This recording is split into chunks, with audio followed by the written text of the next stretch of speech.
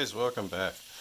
So today we're gonna use this lovely little ingredient that we received the other day to make some rub. Now, unfortunately, if I was smart, I would have had record on earlier when I was trying to combine stuff, so I had to kind of layer things a little bit differently. But, so in my rub, what we got here is the granulated maple sugar, smoked black pepper, garlic powder, some paprika, onion powder, a little bit of nutmeg, some celery seed, of course salt, and I couldn't fit it in here to show you, but there is a little bit of ground coriander too. So make sure everything's all dry once you get it in. Get it all combined really well. And again, unfortunately, I had started this and wasn't smart enough to hit record, so this is kind of a do-over. And really just blend it till it's one uniform color, no lumps or bumps.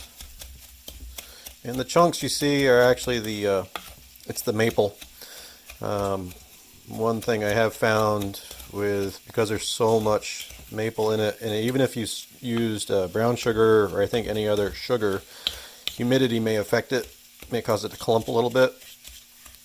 So if you want to get adventurous and use some of those dry packs or pouches that they use in like beef jerky and stuff to help keep the moisture out, you can probably put those in there if you're in a high humidity area. But once it's all well blended, there's your rub. I feel that this stuff is probably the best on pork, so like if you're doing ribs and whatnot, but it's also awesome on chicken. Like chicken wings, legs, all that stuff, especially over a grill. Most definitely a smoker. I've used it very sparingly on beef. I like it.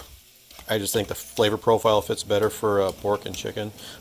You could even go as far as to use it like if you're gonna make home fries or something like that. You can use it really on anything you want. So it should have like a smoky, mapley background to it.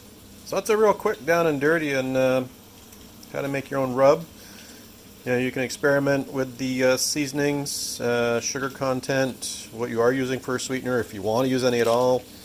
Some rubs I've made, I've actually used powdered honey and also powdered Worcestershire sauce, which really is fun to play with, and it's amazing the different flavors and tastes you can get out of it.